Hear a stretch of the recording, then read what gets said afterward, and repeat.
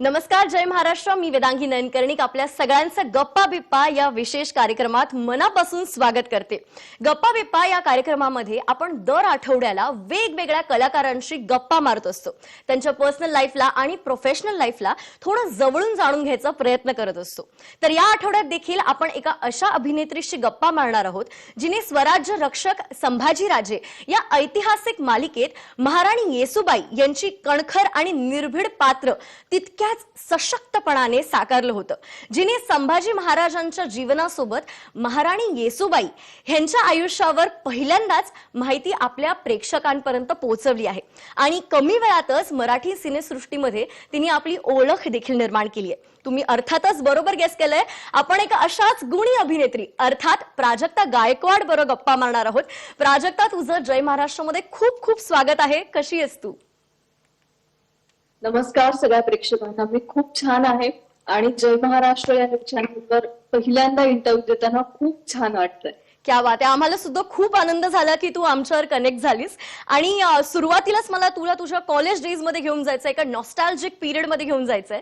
तू जेव्हा कॉलेजमध्ये होती तेव्हापासूनच अभिनय क्षेत्राची जी आवड आहे ती तुझ्यामध्ये निर्माण व्हायला लागली. एकांकिका स्पर्धेमध्ये तू भाग घ्यायचीस कारण तुला त्याची आवड निर्माण झाली होती. तर अभिनय क्षेत्रात करिअर करायचं हे कधी आणि तू नेमकं कसं ठरवलंस हे प्लीज आम्हाला सांग. खरं तर अभिनय क्षेत्रात करिअर करायचं असं मी कधी ठरवलं नव्हतं. शाळेत असताना अनेक वक्तृत्व स्पर्धांमध्ये मी भाग घेत होते. अनेक राज्यनाट्य स्पर्धा असतील किंवा अनेक वेगवेगळ्या विषयांवरच्या स्पर्धा असतील तर मी त्याच्यात पार्टिसिपेट करायचे आणि आपसुकच एक आवड निर्माण झाली की कळायला लागलं की आपण वाचन केलं पाहिजे, आपण लोकांपेक्षा छान बोललं पाहिजे आणि मग त्याच्यानुसार एक वक्तृत्व स्पर्धा असतील, मग नाटकाच्या स्पर्धा असतील, मग हळूहळू या क्षेत्राकडे वळले. आणि थोडंसं करेक्ट करेन की अजूनही माझं कॉलेज चालू आहे, त्यामुळे कॉलेज लाईफ मी अजूनही जगतीये. Obviously yes. सो तू जसं तुझ्या कॉलेज लाईफ बद्दल सांगितलं, तू कशी तुझ्यामध्ये आवड निर्माण झाली हे तू सांगितलं, तर मला हे देखील तुझ्याकडून जाणून घ्यायला आवडेल की कुठल्याही ऍक्टरसाठी सगळ्यात मेमोरेबल गोष्ट जी असते ती म्हणजे असते की त्यांची पहिली ऑडिशन. सो तुझी जी पहिली ऑडिशन होती ती नेमकी कशी होती आणि त्याची तयारी करत जेव्हा तू होतीस तेव्हा मनामध्ये काय फील होत होतं? जेव्हा तू पहिल्यांदा ऑडिशन दिलं तेव्हा ते एक नर्वसनेस किंवा तू पोटात एक गोळा येणं असतं. सो तुझी ती जी आठवण ती आमच्या डेफिनेटली शेअर कर. माझी पहिली ऑडिशन, खर तर ऑडिशन म्हणण्यापेक्षा ती डायरेक्ट फायनल लुक टेस्टच होती माझी. नांदा सौख्यभरे मी पहिली सिरियल केली होती, तर त्याच्यात मी सायलीची भूमिका केली आणि माझ्या आधी खरं तर एका मुलीचं ऑलरेडी तिथे सिलेक्शन झालं होतं त्या रोलसाठी. पण मी जेव्हा मला बोलवलं गेलं आणि मी तिथे गेले तेव्हा प्रोडक्शनचं आणि जे आमच्या प्रोड्युसर होत्या सुचित्राताई, तर त्यांचं असं म्हणणं आलं की नाही, ही भूमिका प्राजक्ता छान करू शकते.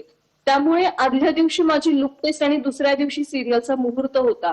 मला आठवतंय की मी डिप्लोमाचं शिक्षण घेत होते तेव्हा आणि 75% अटेंडन्स कंपल्सरी असतो कॉलेजला. खूप मोठा प्रश्नचिन्ह होता की हे आणि ते कसं काय सांभाळायचं. कॅमेरा फिअरच्या बाबतीत मला तेवढं काही असं वाटलं नाही जास्त, कारण एक कुठेतरी डेअरिंग म्हणा किंवा एक कुठेतरी धाडस हे शाळेत असतानाच त्या वयामध्येच निर्माण झालं होतं आणि वक्तृत्व स्पर्धांमध्ये पार्टिसिपेट करत होतो, त्यामुळे असं मला वेगळं काही वाटलं नाही. पण एक कुठेतरी परत तेच सांगेन की वेगळं काहीतरी करायचं हे एक मनात होतं आणि तेव्हा ठरवलं की नाही, आपण या क्षेत्रात करू शकतो. आणि मग माझी नांदा सौख्य मध्ये सायलीची भूमिका एक 1.5-2 वर्ष ती सिरियल केली आणि मग पुढच्या या सिरियल्स. क्या बात आहे. आणि प्राजक्ता, तुझा जो फर्स्ट डे होता शूटचा त्याच सिरियल मधला, सो तो नेमका कसा गेला? म्हणजे ऑब्व्हियसली तू एकांकिका केली होतीस, तुला प्रेक्षकांसमोर कसं ऍक्ट करायचं माहितीये, पण पहिल्यांदा आपण जेव्हा कॅमेरा समोर ऍक्ट करतो तर तेव्हा कसं तुला फील आली पहिल्या शूटच्या दिवशी? काय वाटत होतं तुला? सगळे जवळ इतके लोक आहेत, तुला बघणार आहेत, पण ते ऑफ कॅमेरा असतील अर्थातच. सो त्यांच्या समोर असं ऍक्ट करताना काय मनात होत होतं तुझ्या? कसं होत होतं? मुळात माझं ते वयच असं होतं की मी एक अभिनय करते असं मला वाटत नव्हतं. एक आमची नॉर्मल फॅमिली दाखवली होती आणि एक नॉर्मल टिपिकल ड्रामा असा होता. एक हम्म. सीन मला फक्त दिवसभर आम्ही शूट करत होतो. जो फर्स्ट सीन होता आणि आमचं मुंबईत परेरा हाऊसला शूटिंग होतं. म्हणजे अगदीच समुद्राच्या समोरच तो स्टुडिओ आहे. सुचित्राताईंनी पहिल्यांदाच सांगितलं होतं की आपण सगळे एक कुटुंब आहोत आणि कुठेही कोणी असं वाटून घेऊ नका की आपण ऍक्टिंग करतोय. जे नॅचरल आपण घरी बिहेव करतो तसंच तिथे बिहेव करायचं होतं. पण ते एक वय असं होतं की कुठेही मला असं जाणवलं नाही की मी अभिनय करते आहे. घरी जशी मी नटखट वगैरे होते तशीच त्या भूमिकेत मला ती भूमिका साकारायची होती. आणि हम्म. अर्थात सेटवर सगळ्यात लहान होते त्यामुळे अगदी सगळ्यांनी सांभाळून घेतलं आणि छान पद्धतीनं ती भूमिका उभी राहिली. त्यामुळे फेअर वगैरे असं काहीच नव्हतं. भीती अशी मनात नव्हतीच. क्या बात आहे. आणि आता आपण पुढे वळूयात. स्वराज्य रक्षक संभाजी या मालिकेत ज्यामध्ये तू येसूबाई म्हणून घरोघरात तुझी एक ओळख निर्माण केलीस आणि आज देखील लोक तुझ्या या भूमिकेला लक्षात ठेवून आहेत, अजूनही ओळखतात तुला या ऐतिहासिक मालिका च्या थ्रू. सो जेव्हा तू हा रोल करत होतीस तेव्हा ऑब्व्हियसली ते सोपं नव्हतं, कारण या सगळ्यांमध्ये तुला तुझ्या भाषेवर, चालण्यावर, ओव्हरऑल कॅरेक्टरवर भरपूर वर्क करायला लागलं होतं. सो तुला नेमका किती वेळ लागला होता त्या रोलची तयारी करण्यासाठी आणि कसं कसं तू स्वतःला त्यासाठी तयार केलं? कारण आजची जी लँग्वेज आहे, आपण ज्या पद्धतीने बोलतो, मिंग्लिश, मराठी, इंग्लिश, हिंदी सगळं मिळून म्हणतो, बोलतो, तर तेव्हा तू आता त्या काळातलं तुला जेव्हा करायचं होतं, सो तेव्हा कशी तयारी नेमकी केली होती प्राजक्ताने? नाही, मला टेन्शन आलं होतं कारण मी अमोल दादांची राजा शिव छत्रपती ही सिरियल खूप फॉलो केली होती हो. आणि त्याच्यात त्यांची जी लँग्वेज होती तर ती करावे, बसावे म्हणजे वेलांटीची जी आपण म्हणतो ना, तर ती तशी लँग्वेज होती. तर मी पहिला प्रश्न विचारला होता अमोल दादांना की ही अशी लँग्वेज आपण का यूज करत नाही आहोत म्हणजे या सिरियलमध्ये. तर हम्म. त्यांनी सांगितलं होतं की आपण अशीच भाषा यूज करतो आहोत की जी लोकांना नॉर्मली समजेल. हम्म. म्हणजे जरी ऐतिहासिक सिरियल असली तरीही आजच्या काळातली भाषा जर आपण वापरली तर ती लोकांना लवकर पोहोचेल. ती जी भूमिका असेल किंवा जो तो इतिहास असेल. बरोबर. त्यामुळे अर्थात भाषा ही नॉर्मल होती. पण काही शब्द म्हणून आपण त्या काळातले होते किंवा जो एक पेहराव होता, जो एक कम्प्लीट अटायर होता, तो नक्कीच त्या काळाच्या रिलेटेड होता. हम्म. त्यामुळे खूप गोष्टी शिकाव्या लागल्या. म्हणजे मला सगळ्यात मोठं प्रश्नचिन्ह असं होतं की इतक्या लहान वयात इतक्या ताकदीची भूमिका, इतक्या जबाबदारीची भूमिका माझ्याकडून होऊ शकेल की नाही. आणि समोर मी ज्यांना आयडॉल मानते ते अमोल दादा की ज्यांना ऑलरेडी इतका एक्सपिरियन्स आहे ऐतिहासिक क्षेत्रामधला, अर्थात. त्यांचा खूप अभ्यास आहे. पण अर्थात त्यांनी खूप सपोर्ट केला ही भूमिका साकारत असताना. त्यांनी एक वेगळा विश्वास दाखवला की आम्हाला अशीच मुलगी हवी आहे की जी फक्त ऍक्टिंग करू शकत नाही तर ती या ज्या अदर स्किल्स आहेत म्हणजे लाठीकाठी असेल, धार तलवार असेल किंवा एक आपण मराठमोळं जे सौंदर्य म्हणतो या सगळ्या गोष्टी त्यांनी माझ्यात बघितल्या आणि एक विश्वास ठेवला की वय मॅटर करत नाही तर तुम्ही किती स्वतःला झोकून देऊन काम करता ही गोष्ट खूप महत्वाची असते. हा विश्वास त्यांनी मला दाखवला आणि मग मी कुठेतरी एक ठरवत गेले की नाही आपल्याला कशा पद्धतीने या भूमिकेचा अभ्यास करायचा आहे. म्हणजे सुरुवातीला मला जेव्हा विचारण्यात आलं की या सगळ्या गोष्टी येतात का, लाठीकाठी, ढाल तलवार, घोडेस्वारी, तर मी नाही म्हणाले होते. पण मुंबईवरून पुण्यात येत असतानाचा जो प्रवास होता 3-4 तासाचा, तर त्या 3-4 तासामध्ये मी स्वराज्य रक्षक संभाजी मालिकेचं जे टायटल सॉन्ग आहे ते कम्प्लीट 11 वेळा ऐकलं आणि माहिती नाही काय जादू झाली. पण त्या टायटल सॉन्ग नंतर मला असं वाटलं की नाही आपण ही भूमिका साकारायची आणि जो इतिहास महाराणी येसुराणी साहेबांचा काळाच्या लपला गेला होता तर तो प्रेक्षकांना कळला पाहिजे. मग एक एक वर्क सुरू झालं. वाचन असेल वेगवेगळ्या पुस्तकांचं, घोडेस्वारीचा जो सगळ्यात मोठा प्रश्नचिन्ह ज्या विषयावर होतं ते मी शूटिंगच्या आधी 15 दिवस घोडेस्वारी शिकले, मुंबईमध्येच शिकले. लाठीकाठी, ढाल तलवार या सगळ्या गोष्टी 8 दिवसात शिकले. दिवसातनं 4 तास मी या प्रॅक्टिससाठी ठेवले होते.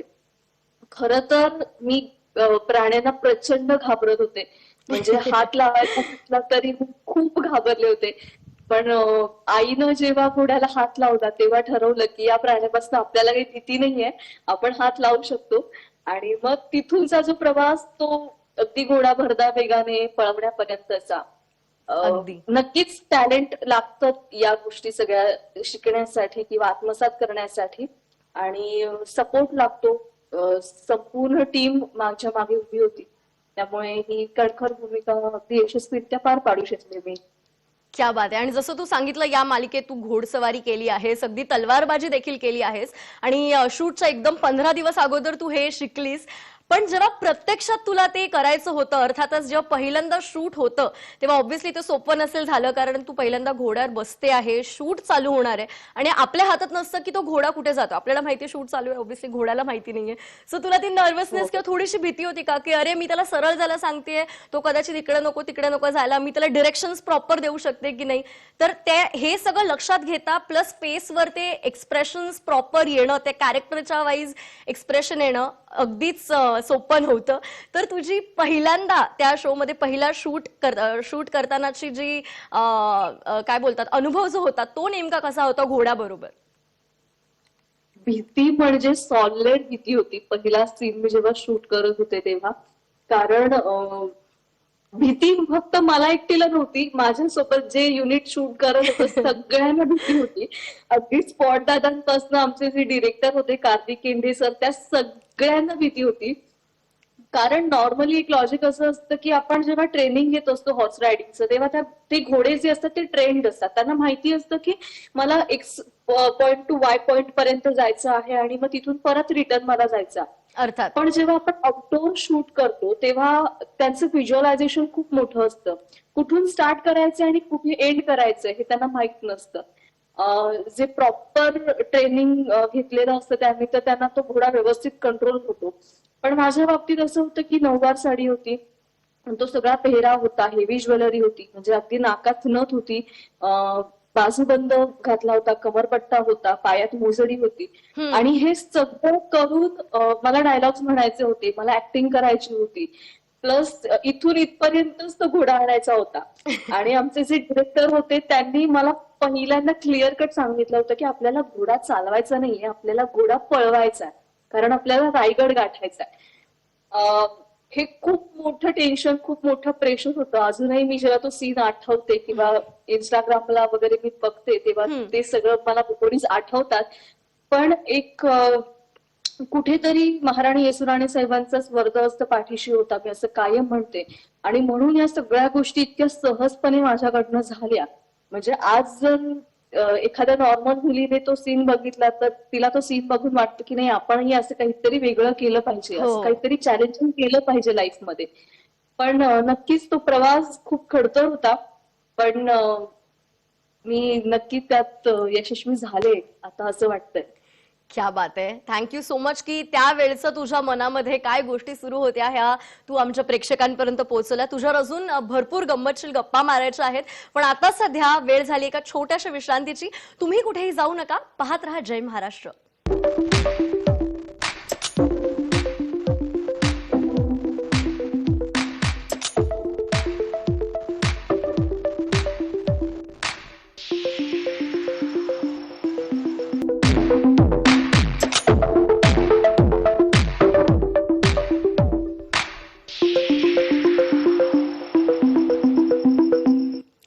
नमस्कार, मी वेदांगी नयनकर्णिक पुन्हा एकदा तुमचं सगळ्यांचं स्वागत करते गप्पा बिप्पा या आपल्या विशेष कार्यक्रमामध्ये. आणि आपण आज प्राजक्ता गायकवाड हिच्यावर गप्पा मारत आहोत. सो प्राजक्ता, वळूयात आपण पुढच्या प्रश्नाकडे.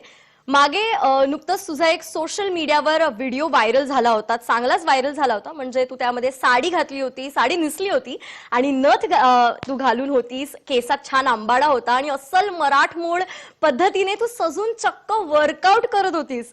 तो हा जो कन्सेप्ट आहे एकदम आगळा वेगळा, तो तुझ्या डोक्यात कसा आला आणि त्याला करताना कसं काय जमलं तुला? म्हणजे नॉर्मली पण कपडे घालून आपल्याला एकदम घाम येतो, जमत नाही, पण पूर्ण तू मराठमोळ पद्धतीने केलंयस, तर ह्या मागचा कन्सेप्ट आम्हाला प्लीज सांग, कसा आला डोक्यात? खरं तर मला आधी एक कौतुक करायचं तुझं पण आणि चॅनलचं पण, की या सगळ्या गोष्टी तुम्ही प्रेक्षकांपर्यंत पोहोचवताय. म्हणजे मी Yes. नॉर्मली व्हिडिओ शेअर केला पण ती बॅक ऑफ द स्टोरी माहिती नसते. सो थँक्यू की आज तुमच्यामुळे मला ती स्टोरी शेअर करायला मिळते. Most welcome. त्याचं असं झालं की ते ओपनिंग होतं एका जिमचं आणि त्यांची खूप जास्त इच्छा होती की प्लीज तुम्ही ओपनिंगला या म्हणून. आणि मी खूप लेट गेले होते खरं तर, अगदी म्हणजे 10च्या आसपास वगैरे गेले होते, कारण त्या दिवशी शेड्यूल खूप जास्त टाईट होतं. येस. बट मी गेल्यानंतर त्यांनी अशी इच्छा व्यक्त केली की प्लीज तुम्ही नॉर्मल लाईफमध्ये वर्कआउट करताच, पण आता इथे जर केलं तर एक आम्हाला आनंद मिळेल. म्हणून मी तो एक पदर खोचला आणि फ्लाय म्हणून तो वर्कआउट आहे खरं तर, चेस्ट आणि ट्रायसेप्ससाठी हो, हो. एकंदर अप्पर बॉडीसाठी. तर तो पेक फ्लाय मी केला, मला वाटतं 12 का 15 रिपिटेशन्स होते त्याचे. हम्म. आणि नॉर्मल कॅज्युअल व्हिडिओ होता तो खरं तर. म्हणजे फिटनेसच्या बाबतीत मला फिटनेस मेंटेन करायला आवडतं. सो हो. तो एक जस्ट कॅज्युअल व्हिडिओ होता. क्या बात आहे. आणि त्याच्यात तू खरंच खूप छान दिसत होती येलो साडीमध्ये. आणि अर्थातच प्रेक्षकांना देखील आम्ही आता दाखवलंय तुझा तो लुक कसा होता पुन्हा एकदा. सो आता वळून आपण पुढच्या प्रश्नाकडे. नुकतंच तू एक ब्रायडल शूट देखील केलं होतंस आणि त्यात तू खूपच छान दिसत होती, काहीच वाद नाही त्यामध्ये. आणि डेफिनेटली त्यामुळे हा प्रश्न डोक्यात येतोच की जरी रिअल लाईफ मध्ये तुला महाराष्ट्र नववधू च्या लुकमध्ये बघण्यासाठी अजून थोडा वेळ आहे, पण इफ गिव्हन अ चॉईस तुला कुठल्या अभिनेत्याबरोबर डेटला जायला आवडेल? तुझं रिझन की का तुला त्यांच्या डेटला जायचंय आणि कुठे डेटवर जायला आवडेल? ओ गॉड, हा विचार मी अजून कधी केला नाहीये. आता करायला लागेल. बट माझी डेट वगैरे या गोष्टी नाही, पण माझी एक विश आहे की मला विराट कोहलीला भेटायचंय. क्या बात. म्हणजे तो ऍक्टर नाही बट क्रिकेट प्लेअर म्हणून मला खूप जास्त विराट कोहली आवडतो. मी फॉलोही करते त्याला. सो मला एकदा लाईफ मध्ये भेटायचंय त्याला. क्या बात आहे. कुठे जाशील त्याच्या डेटला? लाईक इमॅजिन तो हो बोललाय डेटसाठी, तू बाहेर जाते, तुला डेट प्लॅन करायची आहे, कशी प्लॅन करेल प्राजक्ता डेट? डेटचं वगैरे नाही, बट त्याला भेटणं हेच माझ्यासाठी खूप जास्त इम्पॉर्टंट आहे. आणि डेट म्हणाल तर मला आपल्या सगळ्यांचे जे आयडॉल आहेत तर रतन टाटा, हम्म. तर मला त्यांना भेटायचंय. सो येस प्राजक्ता, तुला रतन टाटाजी यांना भेटायला आवडेल. सो त्याच्या मागे काही खास रिझन आहे का? नक्कीच, कारण रतन टाटा हे माझ्यासाठी खूप जास्त आयडल पर्सन आहेत. आणि राईट. त्यांच्यासोबत जर कुठे जायचं म्हटलं तर मला पिंपरी चिंचवडला त्यांचा खूप मोठा प्लांट आहे टाटा मोटर्सचा, तो मला येस. नक्की व्हिजिट करायला आवडेल. क्या बात आहे, क्या बात आहे. डेफिनेटली. आणि तू जे चॉईसेस सांगितले आहेत, आय एम नॉट किडिंग, मला पण हे दोघं फार जास्त आवडतात. Virat Kohli I think perfect husband, perfect dad. आणि Ratan Tata obviously he is a legend for sure. आणि आता चॉईसेस बद्दलच जर आपण बोलत आहोत तर इमॅजिन कर की तुला एक बायोपिक करायचा आहे, ठीक आहे, आणि तुलाच ठरवायचं आहे की तुला बायोपिक नेमका कोणाचा करायला आवडेल, तर तू कुठल्या व्यक्तीला चूज करशील आणि का? बायोपिक मी अगेन सांगेन की मला महाराणी येसुराणी साहेबांवर, त्यांच्या आत्मचरित्रावर पुढे काम करायला नक्की आवडेल. आणि जर मला तशी संधी मिळाली तर मी नक्कीच त्यात 100% माझे देईन. कारण ती एक भूमिका साकारल्यानंतर त्या भूमिकेशी किंवा त्या एका व्यक्तिमत्वाशी एक अटॅचमेंट झालेली आहे. आणि कुठेतरी असं वाटतं की त्यांचा जो इतिहास मागे राहिलेला, म्हणजे खूप सिम्पल लॉजिक आहे, मी कायम सांगत असते की 3-4 दिवस जर आपल्याला बाहेर राहायचं, घरापासून बाहेर राहायचं म्हटलं तर खूप मोठं आपल्याला टेन्शन येतं.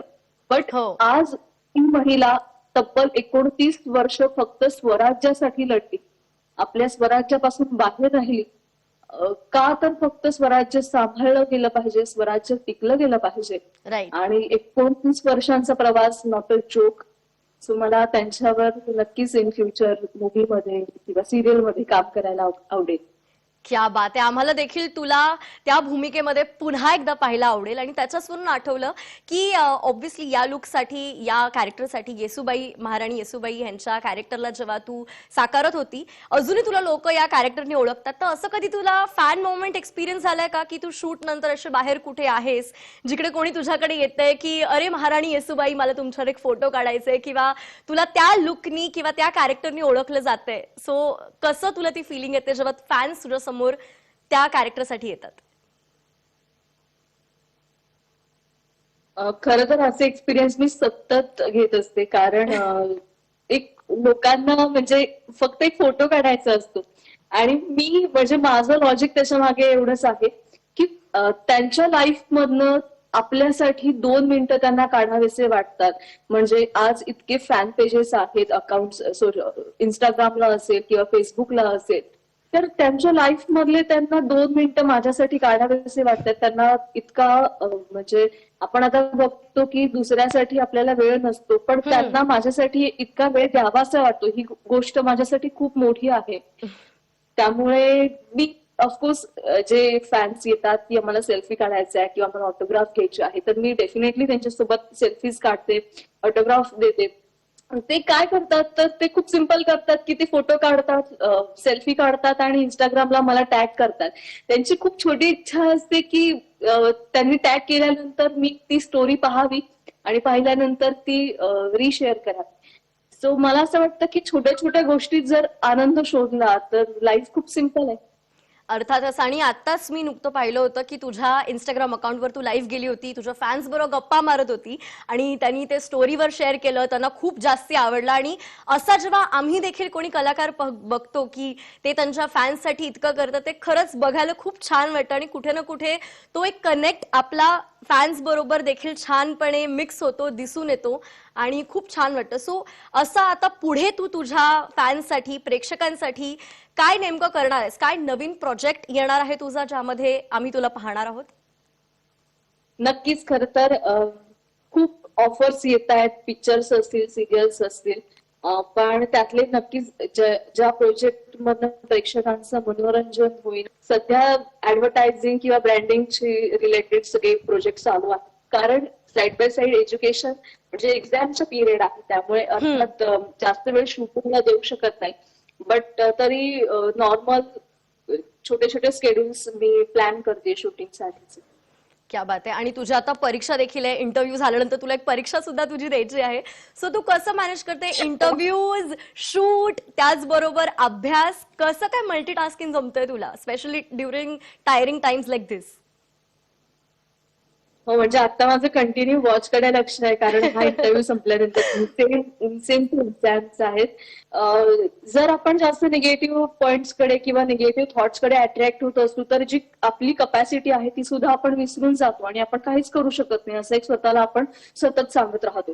त्यामुळे जर तुम्हाला मल्टीटास्किंग व्हायचं असेल, तर तुम्हाला ऑलवेज पॉझिटिव्ह ऍटिट्यूडने पुढे सतत चालत राहिलं पाहिजे. एक इच्छाशक्ती जी नामक गोष्ट आहे, तर ती मला वाटतं की तुम्हाला त्या पॉझिटिव्ह ऍटिट्यूड सोबत राहण्यास मदत करते. ती गोष्ट मनात ठरवली तर आपोआप त्या मागचे जे हार्डवर्क्स आहेत ते आपल्याकडनं आपोआप केले जातात. फक्त तुमच्याकडे विल पॉवर असली पाहिजे आणि पॉझिटिव्ह ऍटिट्यूड असला पाहिजे. मग तुम्ही मल्टिपल टास्किंग करू शकता. आणि जाता जाता एक शेवटचा प्रश्न तुला विचारायचा आहे. ऑब्व्हियसली तू इतक्या लहान वयामध्ये इतकं काही लाईफमध्ये अचीव्ह केलं आहेस आणि ही तर सुरुवातच आहे. अजून तुला भरपूर स्टेप्स चढायचे आहेत अर्थातच, आणि अजून तुला असंच छान काम करत राहायचंय, तुझ्या प्रेक्षकांना एंटरटेन करत राहायचंय.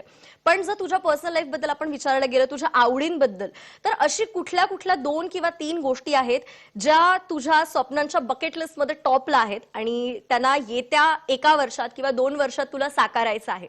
सो अशा कुठल्या 2-3 गोष्टी आहेत तुझ्या बकेट लिस्ट मधल्या, जे पूर्ण करायच्या? फर्स्ट थिंग तर डिग्री कम्प्लीट करायची, कम्प्युटर इंजिनिअरिंगची डिग्री आता माझं चालू आहे. तर ती कम्प्लीट करायची आहे.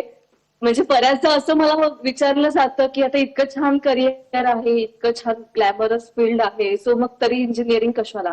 तर मी कायम सांगते की मला आवड आहे त्या फील्डची आणि शिक्षण घेतलेलं कधीही वाया जात नाही. तुम्ही एक वेल एज्युकेटेड म्हणून जर मार्केटमध्ये आला तर एक वेगळं स्टँडर्ड तुम्हाला मिळतं.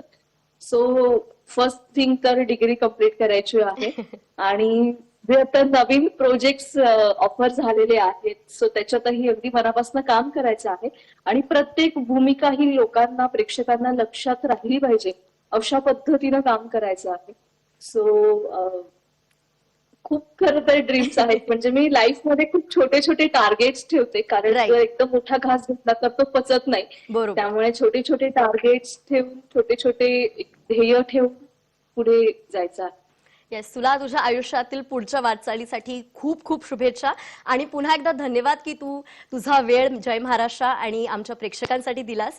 अर्थातच तुला तुझ्या एक्झामसाठी देखील ऑल द व्हेरी बेस्ट. आणि आता वेळ झाली आहे जय महाराष्ट्रामध्ये इथेच थांबण्याची. या शो मध्ये तुम्ही कुठे जाऊ नका, पाहत रहा जय महाराष्ट्र. नमस्कार.